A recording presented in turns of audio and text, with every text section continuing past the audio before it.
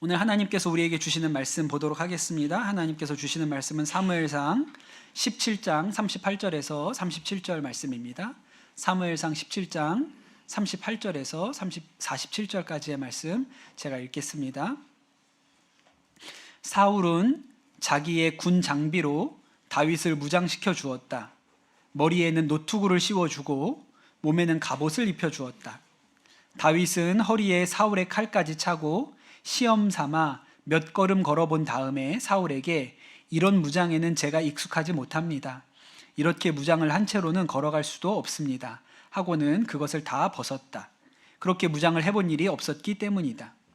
그런 다음에 다윗은 목동의 지팡이를 들고 시냇가에서 돌 5개를 골라서 자기가 메고 다니던 목동의 도구인 주머니에 집어넣은 다음 자기가 쓰던 무린매를 손에 들고 그 블레셋 사람에게 가까이 나아갔다. 그 블레셋 사람도 방패든 사람을 앞세우고 다윗에게 점점 가까이 다가왔다.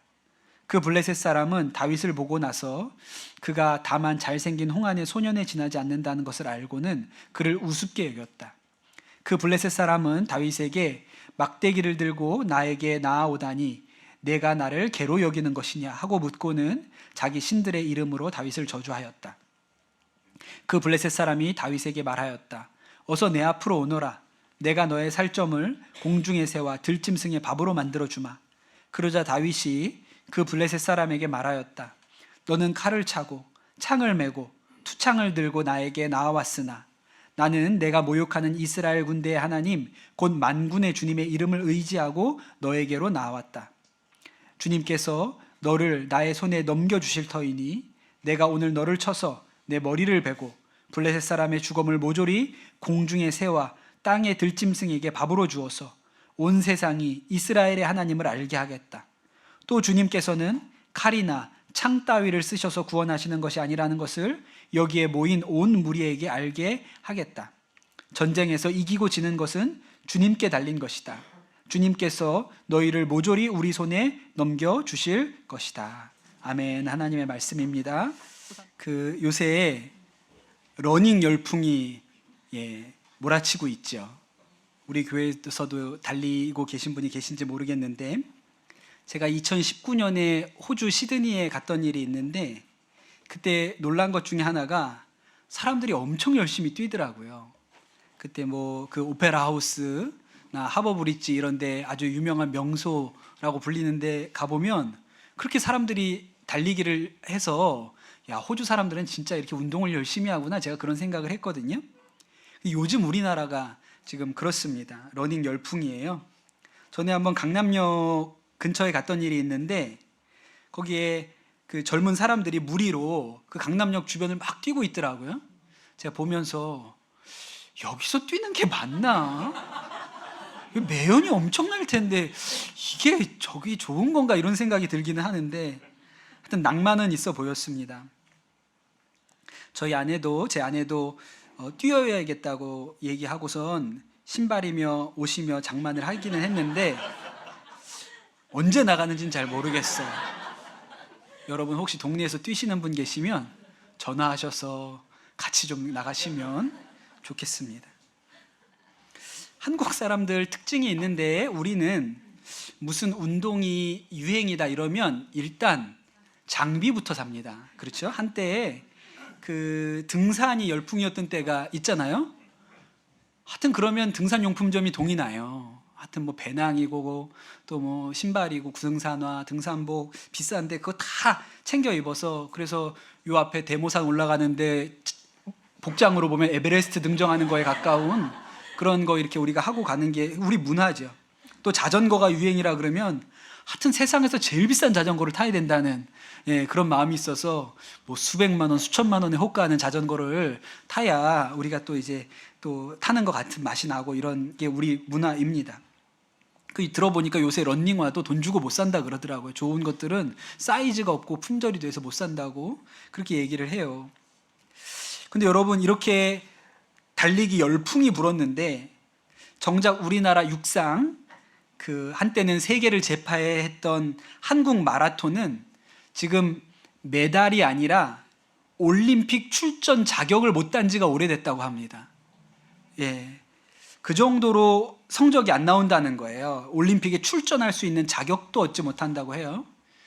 여러분, 우리 세대는 1992년 바르셀로나에서 몬주이게 영웅 황영조를 기억하는 세대가 아닙니까? 그렇죠. 황영조의 그 올림픽 마지막 금메달을 기억하잖아요. 근데 이제는 더 이상 올림픽에 나갈 수가 없는 정도의 기록을 우리나라가 가지고 있다고 합니다. 지금 우리나라 올림픽 최고 기록은, 우리나라 한국 최고의 기록은 누가 세운 걸까요? 이봉주 선수가 25년 전에 세운 기록이 지금까지 한국 신기록입니다. 한 기자가 이렇게 여건도 좋아졌고 기술도 많이 발전되었고 장비도 좋아졌는데 왜 한국 선수들이 못 뛰냐고 황영조 감독한테 물어봤어요. 그랬더니 황 감독이 아주 직설적으로 얘기를 하는데, 선수들이 힘들고 아프다고 뛰지 않는데 무슨 기록이 있고 무슨 메달이 있습니까? 마라톤은 불구덩이에 들어가는 고통을 참고 뛰는 건데 요새 누가 그렇게 뜁니까? 펀런이라고요. 펀런. 재밌게 뛰자. 그거는 아마추어들이나 그렇게 뛰는 거지, 선수는 불구덩이에 들어가는 고통을 참으면서 뛰는 건데 요새 그렇게 뛰는 선수가 없다는 거예요. 그랬더니 기자가 또 묻습니다. 옛날처럼 그냥 무식하게 뛰는 것만 방법이 아니지 않느냐, 과학적으로 훈련을 해도 되지 않느냐, 그렇게 물었더니 황영조 감독이 뚜껑이 날아갔습니다. 그리고 광분하면서 이렇게 얘기했어요. 마라톤은 원시적인 운동이에요. 케냐 선수들이 과학적으로 운동합니까? 케냐 시골에서 뛰는 선수들이 우리나라 A급 선수들보다 더 잘 뜁니다. 걔네들은요, 옥수수 가루만 먹고도 배가 고파도 앞만 보고 뛰어요. 거기에 과학이 어디 있고 영양학이 어디 있습니까? 좋은 카보나를 어떻게 신어요? 맨발로 뛰고 있는데. 그러니 본질은 과학이나 장비가 아니라는 거예요.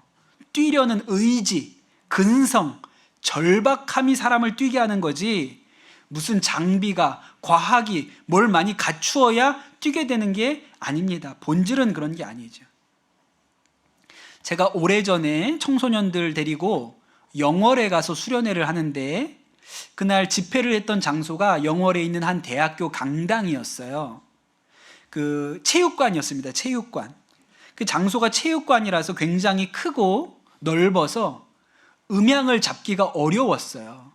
가서 이렇게 설치를 해봤는데 너무 울려가지고 말소리를 좀 알아듣기가 어려웠어요. 그래서 어떻게 해야 되나 볼륨을 더 높여보기도 하고 스피커를 더 가져와서 보강을 해보기도 했는데 안 들려요. 뭐 웅웅거려서 안 들려요. 첫째 날 집회를 했는데 소리가 안 들렸습니다. 설교를 알아듣기가 어려웠어요. 그때 강사 목사님이 오시고 저도 앉아서 설교를 들었는데 안 들리는 거예요. 그러니 야, 이게 망했다. 이게 안 들리니 무슨 방법이 있겠나, 그렇게 생각을 했고, 결국에 그 문제를 해결을 못해서 다음 날부터 집회는 강당에서 안 하고 근처의 교회 예배당을 빌려가지고 근처 교회 예배당에 가가지고 말씀을 들었습니다. 그리고 이제 마지막 날이 됐는데 폐회 예배를 해야 되잖아요. 근데 또 그 근처 교회까지 또 걸어가가지고 예배드리기는 멀어서 그날은 그 강당에서 폐회 예배를 했습니다. 폐회 예배는 그냥 간단하게 하잖아요. 이제 집에 가야 되니까. 그래서 이미 스피커랑 음향 장비는 다 철수를 했고요.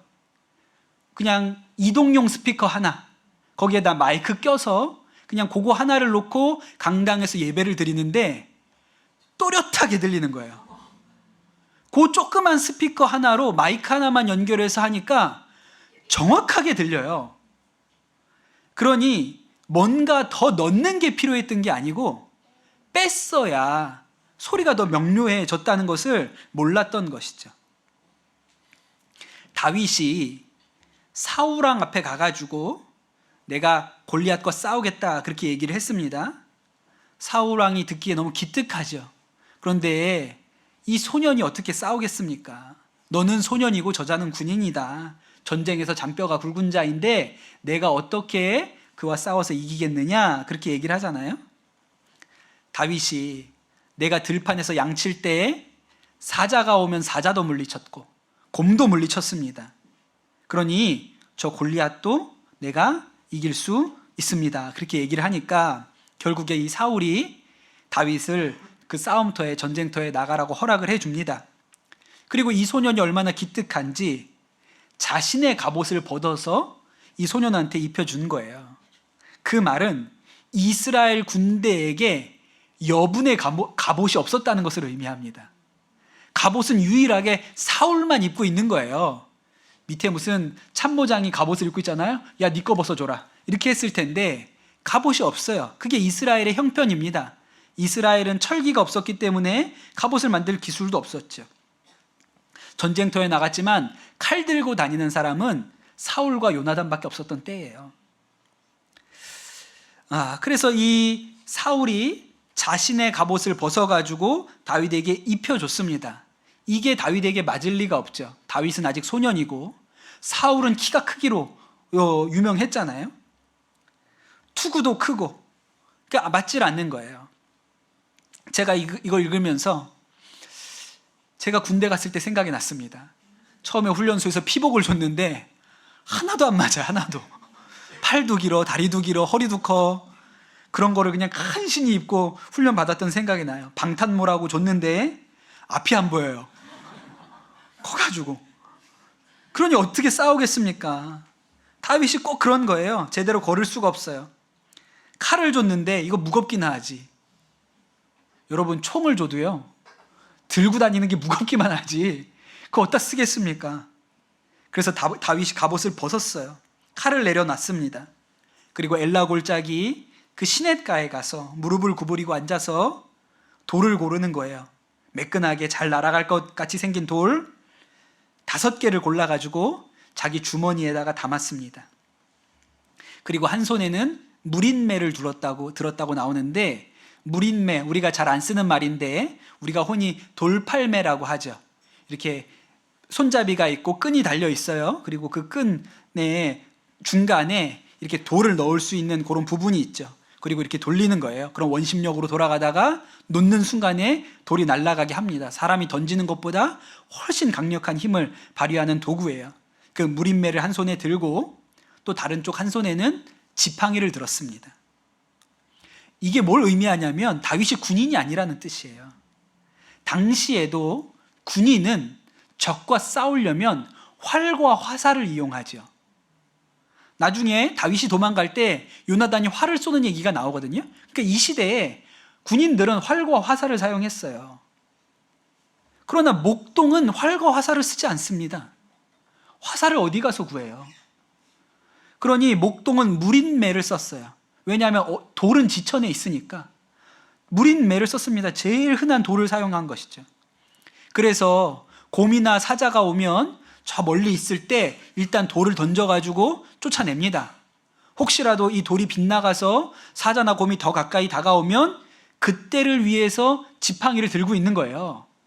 무슨 자기를 보호할 무기가 없습니다. 그냥 막대기 하나를 들고 사정없이 두들겨 패는 거예요. 그게 목동이 하는 일입니다. 그러니 다윗에게는 무기라고 할 만한 것이 없죠. 반면에 골리앗은 어떻습니까? 골리앗은 노투구를 쓰고 놋 5,000세겔이 들어간 갑옷을 입었습니다. 옆에는 칼을 차고 있었고 또 들고 싸우는 큰 창을 들고 있었고 또 사람을 던져서 맞추는 투창도 가지고 있었어요. 완전 무장을 한 거죠. 그러니 여러분, 이 소년 다윗과 거인 골리앗은 키만 차이가 났던 것이 아니라 복장과 무기에도 너무나도 현저한 차이가 있는 거예요. 그런데 재밌는 것은 이 다윗이 그 대단한 무기나 갑옷이 하나도 부럽지가 않았습니다. 내가 들판에서 썼던 이 무린매와 돌 한 조각이면 저 골리앗을 쓰러뜨릴 수 있다고 생각을 했어요. 만군의 여호와의 이름으로 나아가면 활이 없고 화살이 없어도, 내 손에 칼이 없어도 이 돌멩이 하나로 저 골리앗을 쓰러뜨릴 수 있다고 생각을 했습니다. 그래서 다윗이 이렇게 얘기하죠. 주님께서는 칼이나 창 따위를 쓰셔서 구원하시는 것이 아니라는 것을, 전쟁에 이기고 지는 것은 주님께 달려 있다는 것을 알게 하겠다. 그렇게 소리를 지르잖아요. 그리고 그 무린매로 돌멩이 하나를 넣어서 정확하게 골리앗의 이마를 맞춰서 골리앗이 쓰러지게 됩니다. 그런데 여러분, 이런 일은 몇천 년 전에 성경에만 나오는 일이 아니고 기독교 역사 속에서 수도 없이 이러한 역사, 이러한 일들이 일어나고 반복된다는 것을 우리가 알아야 됩니다. 1521년 4월 16일에 독일의 보름스라는 도시에서 신성 로마 제국의 황제, 당시는 로마를 신성 로마 제국이라고 했는데 카를 5세와 그 독일 지방의 영주들, 제후들, 그리고 가톨릭 교회의 추기경과 대주교, 당대의 이 신성 로마 제국의 높다는 사람들이 다 보름스에 몰려들었습니다. 그리고 이 아주 화려한 옷을 입은 귀관 대작들 사이에 37살의 한 수도사가 서 있었어요. 여러분, 이렇게 유럽 영화 보면 수도사가 어떤 복장을 하고 있는지 머릿속에 그려지시죠? 안 그려지세요? 이렇게 성가대 가운처럼 이렇게 치렁치렁한 옷인데 후드가 달렸죠. 그리고 아주 독특한 헤어스타일. 머리를 싹 미는데 완전히 민 게 아니고 여기만 띠처럼 하나를 머리를 남겨두는 아주 기괴한 스타일의 머리를 한 아주 초라한 행색의 수도사가 그 화려한 옷을 입은 사람들 사이에 있습니다. 당시에 사진이 없으니까 이거를 기록해 놓은 게 없기는 하지만 한참 뒤에 안톤 폰 베르너라는 화가가 이 보름스 의회 앞에 선 루터라는 아주 유명한 그림을 그립니다. 그 가운데 서 있었던 수도사가 루터거든요. 그런데 여러분, 이 그림을 보면 그 카를 5세가 아주 멋있는, 진짜 모자가 얼마나 큰지 몰라요. 아주 멋있는 모자를 쓰고 단상에 앉아 있고 정말 아주 화려한 복장을 입은 수많은 고관 대작들이 주변에 서 있습니다. 그리고 그 한가운데 아주 날띠 낡은 이 검은색 수도복을 입고 머리를 빡빡 민 수도사 한 사람이 서 있어요. 그리고 테이블 한쪽에 루터가 지금까지 썼던 책들을 쌓아놓고 로마 교황청에서 보낸 에크라는 신학자가 루터에게 이야기합니다. 지금까지 당신이 주장한 내용들이 저 책으로 이 위에 올려져 있는데 지금 당신 저 주장들을 철회하겠는가? 루터가 로마 교회가 잘못되었다고, 가톨릭이 잘못되었다고 95개조 반박문을 내걸었잖아요. 면죄부는 가짜다. 교황이 성경 위에 있는 것이 아니다. 그렇게 95개조 반박문을 내걸었는데 이걸 철회하면 목숨은 살려주겠다는 것입니다. 그런데 이 초라한 옷을 입은 수도사가 그 고관 대작들과 그 나라의 왕 앞에서 나는 교황과 가톨릭 교회의 권위를 인정하지 않겠습니다. 나는 무엇도 철회할 수 없고 그럴 생각도 없습니다. 라고 명확하게 얘기했어요. 거기에는 무슨 복잡한 논리나 정치적인 계산이나 이런 거 하나도 없었습니다. 왜 철회할 수 없는가? 성경에 그렇게 써 있지 않기 때문입니다. 성경에 어디에도 면죄부라는 말이 없고 하나님의 말씀 성경이 교황의 권위 아래에 있을 수가 없습니다. 그러니 저는 제 주장을 철회할 생각이 없습니다. 그러니 여러분, 루터가 다윗인 거예요. 그 골리앗 같은 로마 교회 앞에서 그가 아주 단순하게도 성경에 그렇게 써 있지 않으면 나는 내 주장을 꺾을 수가 없습니다. 라고 아주 단순하게 얘기한 것이죠. 제가 이렇게 목회하면서 깨닫게 된 게 하나 있는데, 제가 신학교를 다니던 시절만 해도 기독교 세계관이라는 공부가 굉장히 중요했어요. 지금도 중요합니다만 그때 그 공부를 많이 했습니다. 저도 신학교뿐만 아니라 따로도 스터디 모임에서도 이 기독교 세계관을 공부하고 그랬거든요. 기독교 세계관이라는 것은 기독교적인 시각으로 창조, 타락, 구속의 관점으로 세상을 읽어야 한다. 그런 의미예요. 그래서 이 기독교 세계관을 강조했던 한쪽 그룹에서는 특별히 창조에 대해서 굉장히 강조를 했습니다. 특별히 기독교인 과학자들이 모여서 창조과학회라는 단체를 조직했고, 거기에서 이제 나와서 교회마다 다니면서 진화론이 왜 틀렸는지에 대해서, 또 성경에 나오는 창조의 이야기를 과학적으로 설명하려고 굉장히 애를 많이 썼습니다. 벌써 이제 그런 세월이 한 30년이 지나간 거예요. 저도 제가 맡고 있는 학생들에게 이런 내용을 가르치기도 하고, 또 그렇게 가르치는 분들을 강사로 모셔서 그렇게 강의를 듣기도 했거든요. 그런데 제가 그런 과정들을, 일련의 과정들을 겪어오면서 깨닫게 된 게 하나 있는데, 그런 강의를 듣는다고 아이들이 믿음이 생기지 않는다는 거예요. 왜 그렇게 성경을 과학적으로 설명하고 싶었을까요? 네. 왜 그렇게 성경을 과학적으로 설명하고 싶었습니까? 이 시대에 과학이 최고의 가치가 있다고 인정받기 때문에 그래요. 과학이 모든 학문의 꼭대기에 올라앉아 있는 것처럼 되어 있습니다. 그래서 누가 이거는 과학적이야, 과학적으로 설명할 수 있어 라고 말하면 그건 좋은 거예요. 그런데 과학적이지 않아 라고 말하면 그거는 가치가 떨어지거나 가짜라고 그렇게 생각하는 경향이 이 시대의 풍토예요. 그러다 보니까 성경 이야기를 하면 성경의 이야기는 너무 과학적이지가 않거든요. 그래서 어떻게든 이 성경에 있는 이야기를 과학적으로 설명하려고 애를 쓴 거예요. 그래야 세상에 이게 먹힐 것 같았고, 그래야 이게 우리 아이들한테도 귀에 들릴 것 같았거든요. 근데 제가 깨닫게 된 것은 그게 아니라는 거예요.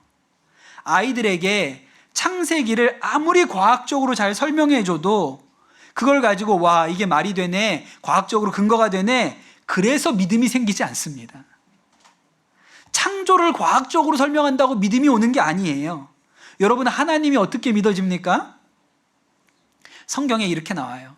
십자가의 도가 멸망하는 자들에게는 미련한 것이나 구원을 받은 우리에게는 하나님의 능력이라 그랬어요.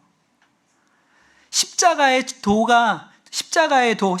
첫 번째 능력이 무엇입니까? 우리가 죄인인 것을 깨닫게 하는 거예요. 성경은 여기에 초점이 맞춰져 있습니다. 성경은 뭘 과학적으로 설명하는데 초점이 있는 게 아니고 우리가 왜 죄인인지를 설명하는 일에 초점이 맞춰져 있어요. 하나님의 말씀은 우리가 죄인인 것을 깨닫게 하고 드러나게 합니다. 그리고 이 하나님의 말씀 앞에 우리가 지옥에 갈 수밖에 없는 죄인이라는 것을 깨닫고 하나님의 말씀 앞에 엎드러지면요, 그럼 창조가 믿어져요. 우리 예수 그리스도께서 나를 위하여 십자가에 죽으셨다는 이것이 마음 가운데 믿어지면 나머지는 다 저절로 믿어집니다. 홍해가 갈라진 것도 믿어지고요, 그리고 죽은 자가 살아난 것도 믿어지고 태양이 멈췄다는 말도 믿어집니다. 그걸 과학적으로 설명해줘서 믿어지는 게 아니에요. 내가 죄인이고 예수 그리스도의 십자가가 그 죄와 사망의 권세에서 나를 구원했다는 사실이 마음에 받아들여지면 그 다음부터는 성경 말씀이 그렇지 하고 믿어져요. 학교에 갔는데 교회 안 다니는 아이가 와가지고 야, 너 교회 다녀?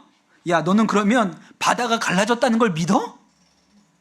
너 사람이 물고기 뱃속에 들어가서 사흘 만에 살아나왔다는 게 너는 믿어져? 논리잖아요? 그러면 이렇게 대답할 수 있어요. 야, 그것도 못하면 하나님이야? 하나님이니까 할 수 있지. 야, 하나님이 바다를 못 가르면 그 하나님을 못하러 믿어. 그것도 못하는데 하나님이니까 할 수 있는 거야. 그러니까 하나님이라고 하지. 아주 단순해져요. 그것은 뭘 설명하고 과학적으로 입증하려고 노력해야 될 이유가 없습니다. 믿음은 하나님이니까 뭐든지 가능하시지. 그러면 그게 왜 안 돼? 라고 반문할 수 있는 힘이 생기는 거예요.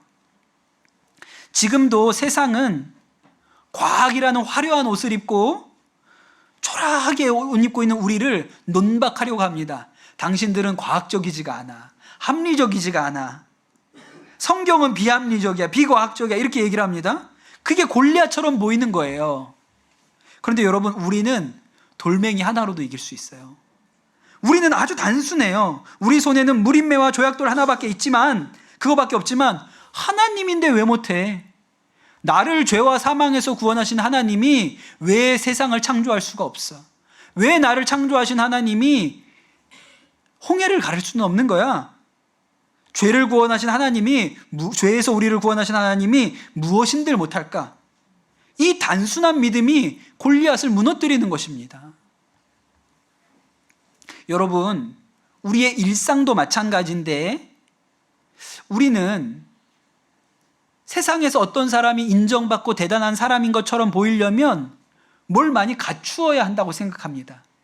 교회 안에도 그런 생각들이 있어요. 공부도 제법 많이 해야 되고, 좋은 학교를 나와야 되고, 또 좋은 일자리가 있어서 돈도 제법 잘 벌어야 되고, 세상적으로 성공했다는 어떤 지위도 얻어야 됩니다. 좋은 집에, 좋은 차에, 소위 명품이라고 불리는 좋은 옷과 가방도 들고 다녀야 그 사람이 뭐 좀 되는 사람인 것처럼 그렇게 생각하고 인정을 하는 시대에 살고 있습니다. 그런데 여러분, 골리앗을 보세요. 골리앗에 대한 설명이 꼭 그와 같아요. 골리앗은 머리에 노투구를 썼고 몸에는 비늘 갑옷을 입었으니 그 갑옷의 무게는 놋 5,000세겔이며 그 다리에는 놋 각반을 찼고 어깨 사이에는 놋 단창을 메었으니 그 창자루는 배틀채 같고 창날은 1,600세겔이며 방패든 자가 그의 앞에 행하더라. 근데 뭐 어쩌라고? 그게 우리한테 뭐가 중요한데요? 다윗의 창자루가 무게가 얼마인지, 거기에 들어간 놋이 얼마나 되는지, 그게 우리한테 뭐가 중요합니까? 누가 우리한테 골리앗이 이런 사람이야 얘기해주면 가가지고, 근데 뭐 어쩌라고?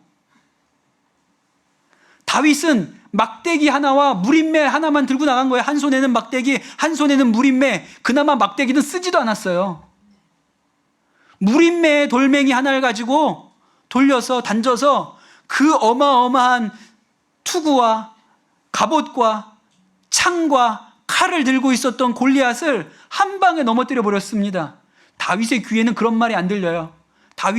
골리앗이 얼마나 좋은 투구, 얼마나 훌륭한 갑옷, 얼마나 무거운 창과 칼을 들었는지 다윗 귀에는 안 들어와요. 누가 그렇게 얘기를 해주면, 근데 뭐 어쩌라고? 저놈은 내 돌멩이 하나면 끝날 텐데? 이렇게 생각하는 거예요. 오카는 목사님 살아계실 때 자주 이야기했던 그 교회 집사님 한 분이 계신데, 이 집사님은 오카는 목사님이 강남에 개척하고 그 교회에 나왔던 그런 분입니다. 어떤 그 동네 부잣집 가정부로 일하는 분이세요. 이수정이라는 집사님인데, 어려서 부모님이 이혼하시면서 버려졌습니다. 초등학교도 제대로 못 나왔어요. 그리고 나서 그냥 살아야 되니까 그 어려서부터 남의 집에 식모로 들어가서 식모살이를 했습니다. 어린 나이에 결혼해야 된다 그래서 결혼했는데 그 결혼도 실패했어요. 자살 시도도 했습니다. 그리고 평생을 그저 남의 집에 얹혀 살면서 식모살이를 했던 분이에요. 그러다가 라디오를 켰는데 극동방송이 나왔고 거기에서 하나님 말씀을 들었어요. 그리고 그 주방에서 예수님을 믿게 됩니다. 그러나 그 집에서 허락을 해주지 않았기 때문에 교회는 나갈 수가 없었어요. 그런데 집 앞에 상가에 교회가 하나 생긴 거예요. 그 오카는 목사님이 처음 개척하신 거예요. 저기는 잠깐 다녀올 수 있겠다. 내가 어디 먼 교회는 못 가도 저긴 바로 집 앞이니까 우리 주인에게 이야기하고 잠깐만 가서 1시간만 가서 예배드리고 올 수 있겠다. 그래서 그 교회를 찾아갑니다. 나중에 그 교회에서 세례받고 집사님도 되셨어요. 그러나 몸이 워낙 약하셨기 때문에 오래 살지 못하시고 하나님 품에 안기셨습니다. 근데 오카는 목사님이 이 집사님에 대해서 되게 얘기 많이 했어요. 되게 얘기 많이 했어요. 얘기를 많이 했어요. 책에 뭐라고 나오냐면 이렇게 나옵니다. 여러분, 책에 뭐라고 나오냐면, 그때 강남에서 나온 잘 사는 사람들을 피해서 떠나는 성도들이 있었지만 이수정 집사는 흔들리지 않았다. 집사가 되고 헌금위원으로 봉사할 때도 그가 입고 있는 옷은 처음 교회에 나올 때 입었던 한복과 달라 보이지 않았다. 그 단벌의 옷이 교회에 나올 때만 입는 귀중한 옷이었던 것 같다. 그러나 그녀는 기죽지 않았다. 행복하기만 한 앳된 소녀와 같은 미소를 지으며 헌금위원으로 수고하는 그녀의 모습에는 어떤 범접할 수 없는 위엄 같은 것이 엿보이기도 했다. 아무것도 가진 것 없는 여인입니다. 늘 교회 올 때 똑같은 한복 입고 오시는 여인이에요. 그런데 이분이 교회에서 맡은 일은 헌금위원이에요. 헌금 바구니 앞에다가 갖다 놓는 일이거든요. 근데 그분이 헌금 바구니를 들고 나가면 저 사람 뭐지? 저 사람은 좀 다른 것 같아. 얼굴을 봐, 태도를 봐. 이 세상에 속한 사람이 아닌 것 같다는 느낌을 사람들이 받아요. 여러분, 다윗이 돌멩이 하나면 충분하다고 생각했습니다. 아무리 골리앗이 대단한 무기와 대단한 갑옷과 투구를 쓰고 있어도 저놈은 돌멩이 하나면 충분해 라고 다윗이 그렇게 생각했거든요. 여러분, 우리는 예수님 한 분이면 충분하다고 믿습니다. 그게 우리의 믿음이에요. 우리는 예수님 한 분이면 충분하다고 믿어요. 세상이 우리를 어리석다고 해도, 너는 그런 걸 어떻게 믿냐고 물어도요, 괜찮아요. 예수님 한 분이면 충분한데요. 죄와 사망에서 우리를 구원하신 예수님 한 분이면 괜찮습니다. 우리가 가진 게 없고 돈이 없고 배운 게 없어도요, 예수님으로 충만한 사람은 달라 보입니다. 사람들이 이렇게 생각해요. 도대체 저 사랑은 어디에서 나오는 거야? 저 평안은 도대체 어디에서 오는 거야? 저 담대함은 도대체 어디에서 오는 거야? 야, 저런 사람 처음 봤네. 그 사람이 다윗이에요. 돌멩이 하나로 골리앗을 물리칠 수 있다고 믿는 것이죠. 예수님 한 분이면 충분해. 내가 못 배우고 못 가졌어도 그것 하나면 나는 당당하고 평안해. 두려움도 없고 염려도 없지. 그럼 사람들이 놀라는 거예요. 저 사람 뭐지 도대체? 여러분, 그게 우리가 가진 믿음이고 우리가 가진 승리입니다.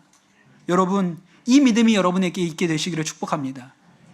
예수님 한 분이면 충분합니다. 예수님 한 분이면 다예요.